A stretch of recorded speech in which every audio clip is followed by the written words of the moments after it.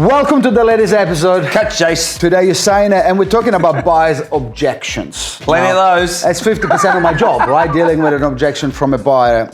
And you've got to think about it. Why does a buyer object? And now we're not talking about objecting a price opinion, because everyone has got opinions on price. But the vast majority of objections when you're negotiating, in my opinion, is because the buyer is not fully understood what their particular issue is or how to resolve it. So they're just objecting because they are obviously scared that buying a property is a big deal. Yeah. But I understand. My opinion is simply just knowledge, right? Make them understand where they are and explain how to go about it. And not everyone does it very well.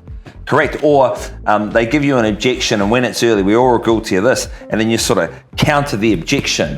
One of the smartest lines that I learnt from a master years ago was to actually acknowledge the objection.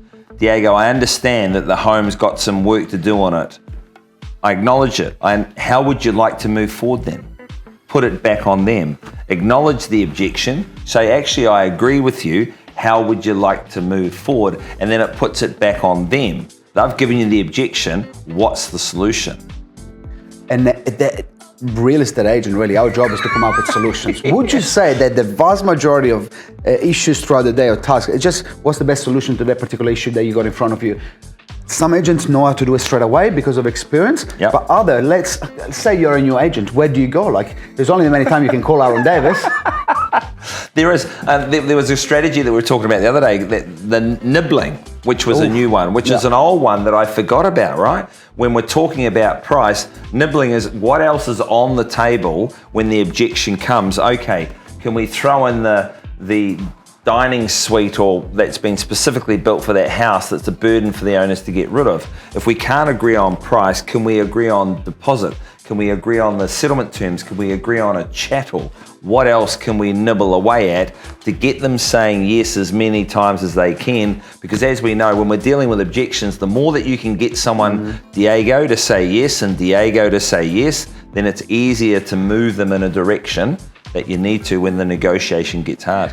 And I think those are the objections that are easy to overcome. It makes it harder, yeah. And I'm maybe just devil advocate because it's currently I think every agent is experiencing a lot of buyers are very astute. They're asking the right questions, which they should. Yeah. Disclosure, flooding. But what we're finding, there's a lot of lawyers that are sort of putting their 2 cents that we wouldn't give lawyer advice, but sometimes lawyers give in real estate advice. Yes. So it can be harder, right? Because all of a sudden you're swimming against the current, and the buyer wants the same thing as you, but they're getting told everything why they shouldn't buy in the property, or why they should pull out, or why they should ask for a reduction. Yes. And our job is to move them in the direction of what's right about the property, because there's no such thing as a perfect home or situation. Correct. Acknowledge that it's in a flood zone, and yes, a third of the property in Auckland is in a flood zone.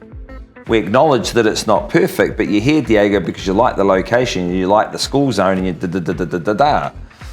So Master negotiator, right? That's what we are. We learn that, right? We learn that. Make all the mistakes. Thanks for watching. Cut to the chase. You beauty.